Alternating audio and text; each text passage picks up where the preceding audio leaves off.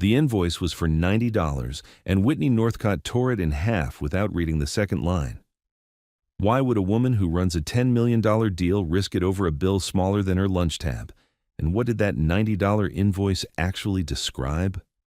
She did it standing at the window of her 14th floor office, the whole city laid out behind her glass like something she owned outright, and she did it in front of her assistant, who had learned long ago not to react. "This is noise," she said, letting the two halves drop into the wastebasket beside her desk. "Julian Tanner. I don't even know who that is." She tapped her pen twice against the folder in her hand. The habit that meant something unpleasant was about to be somebody else's problem, and moved on to the next item on a list that mattered more to her that morning, the $10 million acquisition closing by Friday, the deal that would put her name in trade publications she actually read. 3 days later, that same signature, a flat, unhurried scrawl at the bottom of a form nobody had wanted to pay, would cost her the client. Not the deal's size, not its terms, the signature itself and what it turned out to prove. But that comes later, and the reasons are not what anyone in that glass office would have guessed. Across town, in a house with a leaning porch step Julian Tanner kept meaning to fix and never did, a carbon copy of that same invoice lay flat in his palm. It had come back to him by mail 2 days after the tower visit, folded into quarters, no note attached, the check line at the bottom empty. He didn't call anyone about it. He didn't draft an angry email or dial a lawyer he couldn't have afforded anyway. He read it once, the way a man reads a weather report that confirms what his knees already told him, and slid it into the second drawer of his workbench, beneath a coil of picture wire and a box of spare fuses, where it would sit until it mattered again. If you've ever done honest work and watched someone decide it wasn't worth paying for, stay with this one to the end. Julian didn't mention the invoice to his daughter. He never mentioned money to Etta at all, not the kind that came in short or the kind that didn't come. What he mentioned that evening and every evening was whether she'd finished her reading log and whether the drawing in her blueprint notebook needed a ruler or just her steady hand. She was 8, quiet in the particular way of a child who has learned to watch a room before speaking in it, and she already knew, the way children know weather before adults check their phones, that something about the tower job had not gone the way her father wanted. She didn't ask what. She asked if the crack he'd told her about, the one in the big gray building, was the scary kind or the boring kind. Julian considered the question with the same stillness he gave a hairline fracture in a beam, tilting his head a fraction, and told her the truth. He didn't know yet. Nobody had asked him to find out. Morning in the Tanner house ran on a rhythm so worn it had stopped feeling like a routine and started feeling like weather. Julian was up before 6, oatmeal on a low flame, Etta's lunch packed into the same faded blue container she'd chosen 2 years ago and refused to replace even as the latch loosened, a container with a cloud sticker on the lid she'd applied herself, slightly crooked, and would have noticed instantly if it ever went missing. He knocked twice on her door at 6:40, never 3 times, a signal established so long ago that neither of them remembered inventing it. 2 knocks meant time to get up, and Etta had never once needed a third. The workshop sat off the kitchen, a converted mudroom lined with shelves he'd built himself, tools organized less by type than by feel, which one's a hand would reach for first in the dark. On the middle shelf, catching morning light through a window he'd never gotten around to washing, sat a brass-cased pocket level, its glass vial cracked clean across the middle but still, somehow, readable. It had belonged to him since before Etta was born, since before the word father had ever applied to him, and its base carried 2 engraved initials that were not his own. He'd been, for 9 years, a senior structural forensics consultant, the kind of title that used to open boardroom doors, the kind that meant expert witness fees and a company car, and his name on litigation reports that mattered to people who never knew his face. Marianne had been a structural drafter before her illness, precise in a way she called kindness rather than discipline, and it was she who first told him that most people mistake stillness for hesitation. When she was diagnosed, he'd scaled everything back, not out of failure, never that, but because a man cannot cross-examine a beam's history for 11 hours and still make it home in time to hold his wife's hand through the parts of the night that frightened her. He kept the level. He kept almost nothing else from that life. And when she died, 5 years past now, He kept doing small, honest, underpaid work close enough to home that he was never more than 15 minutes from Edda's school, because that mattered more to him than any title ever had. Northcott Analytics Tower's parking structure had a hairline crack running diagonal across the base of a support column on level 3, the kind most instrumented surveys walk right past because it doesn't trip an alarm or blink on a sensor. Julian found it the way he found everything, not by measuring first, but by looking, tilting his head, letting his eyes trace the staining along the crack's edge, the way another man might read a signature to judge whether it had been rushed. The angle told him load history. The discoloration told him age. Neither of those things showed up on the survey Northcott's retained engineers had filed 6 weeks earlier because they had used instruments, and Julian had used attention. He wrote it up carefully: shear crack, moderate concern, recommend follow-up core sample before executing any high-load lease renewal in that section, and submitted an invoice for $90, his standard site visit rate, the same rate he'd charged every client for 6 years without raising it once. The meeting where his report died lasted 4 minutes. Whitney Northcott sat at the head of a glass table with Winston Chandler beside her, the junior facilities engineer barely a decade into his career and already fluent in her vocabulary of efficiency. Nuisance billing, Winston called it, sliding the invoice back across the table without quite meeting Julian's eyes. Every inspector who walks through here finds something. It's how you justify the visit. Whitney didn't even pick the report up. She tapped her pen twice against the folder, the tell Julian didn't yet know to watch for, and said, "Let's be efficient about this, Mr. Tanner. We have engineers on retainer who've already surveyed that column. If there were a real issue, they'd have flagged it." She said it kindly enough. The particular kindness of someone dismissing a stranger she has already decided doesn't warrant a longer conversation. "I appreciate you stopping by." Julian didn't argue. He didn't raise his voice, because he never did, and he didn't explain his 9 years or his old firm's name, because a resume recited under insult has never once changed a mind in a room like that one. He simply nodded, gathered his clipboard, and said that he'd leave his notes on file in case anyone wanted them later. Whitney was already looking at her phone. The meeting was over before it had properly required him to leave. He didn't leave immediately, though, not from the building. He went back down to level 3, alone, and spent 40 extra minutes doing what no one had asked him to do and no one would pay him for: photographing the crack from 4 angles, measuring its width at 3 points along its length, noting the specific rust bleed pattern in the concrete that told him water had been finding its way into that column for longer than a single season. He wrote it all a second time, in more detail than the invoice required, in the plain, unhurried hand of a man documenting something for a future he couldn't yet see, and left a copy with the site supervisor, who took it without much interest, and set it on a stack of other papers no one was reading. Winston caught him in the parking structure elevator on the way out, arms crossed, curious in the mildly superior way junior men sometimes are around older men who don't look successful. "You always spend that much time on a job that's not going to pay?" he asked, not unkindly, more like a man testing a theory. Julian considered him for a moment, the stillness settling over his face the way it did before he spoke about anything that mattered. "You always trust a sensor over your own eyes?" he answered. Winston didn't have a response ready. The elevator doors opened and Julian stepped out into the afternoon without waiting for one. 3 days later, a structural engineer named Priya Delacroix, hired independently by the firm preparing to close a $10 million acquisition of 2 Northcott-managed properties, walked the same level 3 parking structure with a flashlight, a notepad, and no knowledge whatsoever of Julian Tanner's name. She found the crack in under 6 minutes. She found it precisely where Julian's notes, still sitting unread in a supervisor's stack of papers, said it would be. What she did not find, when she compared her observations to Northcott's own filed survey, the official report submitted to the acquiring firm as part of due diligence, was any mention of it at all. The filed document described that column as sound, no follow-up required, dated the same week as Julian's site visit. The boardroom where she delivered her findings the next morning held 11 people, among them Whitney Northcott and Winston Chandler, and for nearly a full minute after Delacroix finished speaking, no one said anything. Whitney read the discrepancy on the page in front of her twice, as though a third reading might change the words.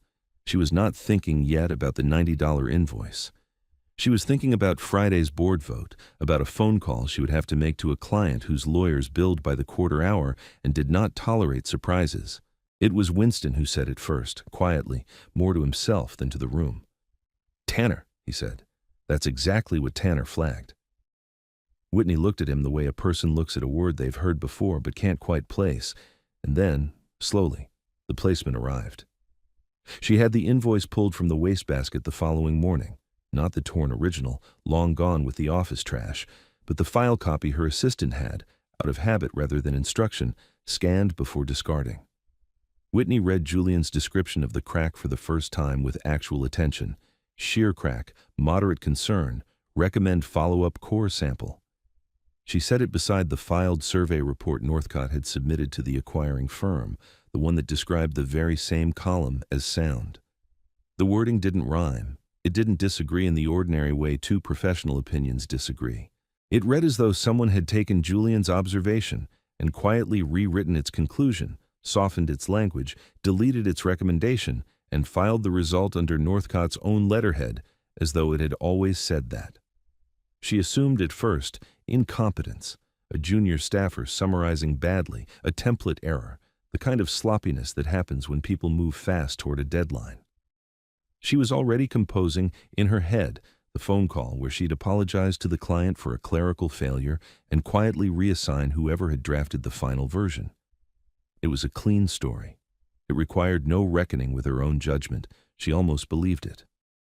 Then, the client's legal team called at 11 that morning and removed the option of a clean story entirely.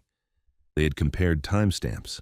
They wanted, in writing, within 48 hours, a full account of how the filed report had come to contradict the original inspector's findings, not a summary, not reassurance, an account, or the acquisition would not proceed to Friday's vote. Whitney hung up the phone and sat very still for longer than she was used to sitting still, the pen motionless in her hand for once, no folder left to tap it against.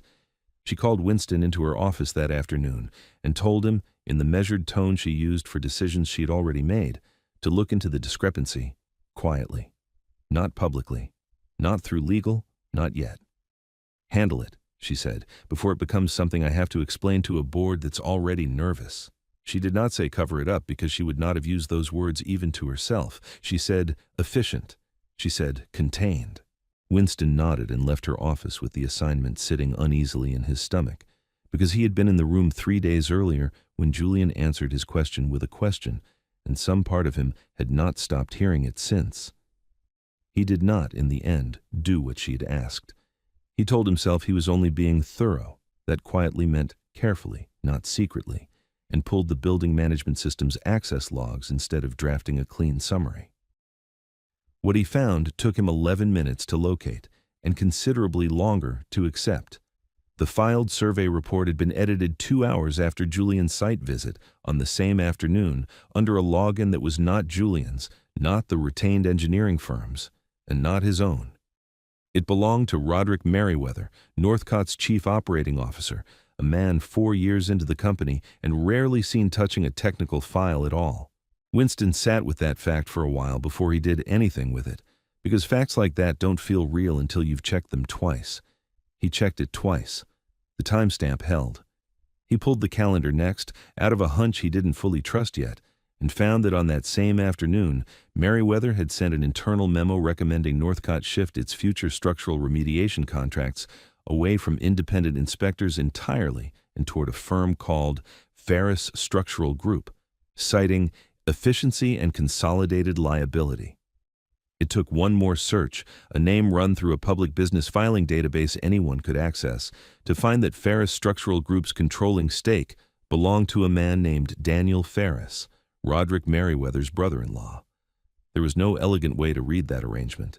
Merriweather had softened Julian's warning to keep the acquisition looking clean short-term, intending, Winston suspected, to discover a larger, more expensive problem later, once the deal had closed and the client's trust was already spent, a problem that would conveniently require Ferris Structural Group services and a referral fee that would find its way back to Merriweather by a route nobody at Northcott was meant to trace.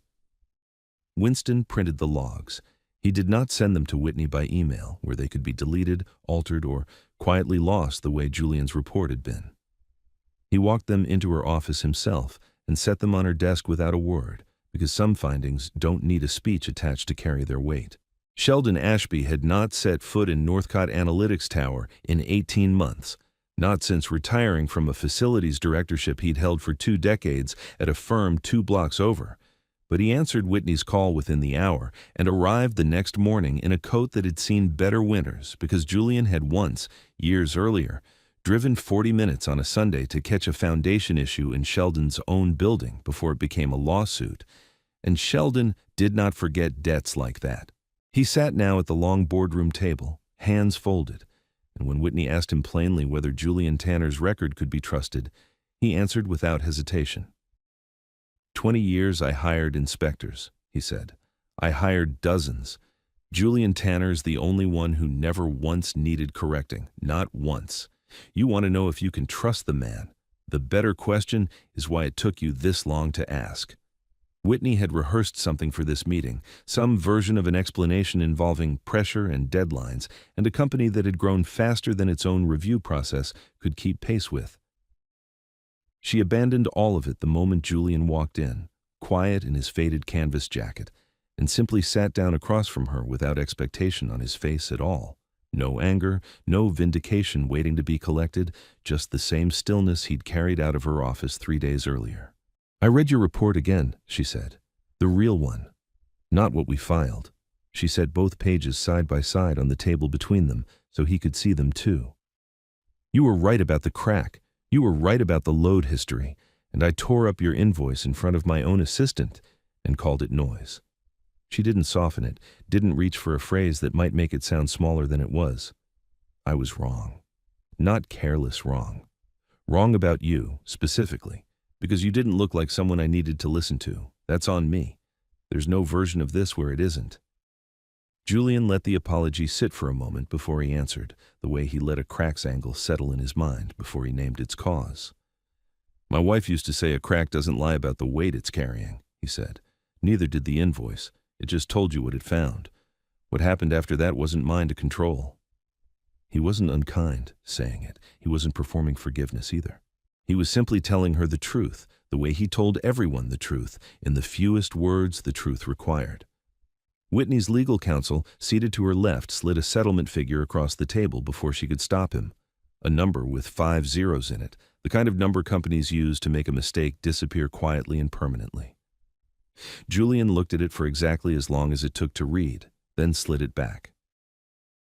I don't want a number that makes this go away, he said. I want a contract.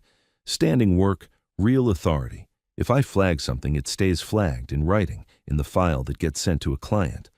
Not because it's generous, because the next inspector who walks through this building shouldn't have to prove himself twice just to be believed once. He glanced briefly toward Sheldon, who gave the smallest nod a man can give and still call it a gesture. That's the whole ask. Nobody in the room offered him more. Nobody needed to.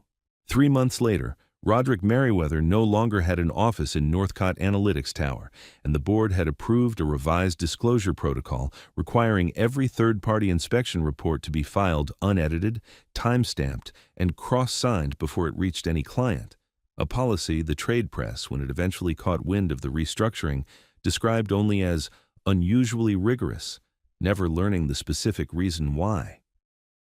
The $10 million acquisition closed 6 weeks late, and on tighter terms, but it closed, and Whitney's board no longer asked her to be efficient about anything that involved another person's name. Julian's business, which had run for years on $90 invoices and word of mouth from people like Sheldon, now carried a standing contract with Northcott Analytics Tower. Modest by the tower's own accounting, steady in a way that mattered far more to a man raising a daughter alone. He still drove the same truck. He still packed at his lunch in the same crooked stickered container each morning and knocked twice, never 3 times on her door at 6:40. In the workshop, on the wall beside the middle shelf, hung a new edition. Etta's crayon drawing of a tower, careful and slightly crooked in the way of her hand at 8 years old, a tiny check mark drawn at its base that she'd added, she told him, because you found the thing nobody else could see. Julian had framed it himself, level, the one skill he never needed a tool to check. He picked up the brass-cased pocket level from its place on the shelf, its bubble vial still cracked clean across the middle, still perfectly readable, Marianne's initials still catching the morning light the way they had for years. Folded inside its case now sat the invoice, the same $90 invoice, its carbon copy no longer waiting in a drawer beneath spare fuses, but stamped plainly across the top, paid in full. He closed the case, set the level back on the shelf beside his daughter's drawing, and left both of them exactly where they belonged. If you believe the smallest invoices often carry the biggest truths, you already understand the rest of this story.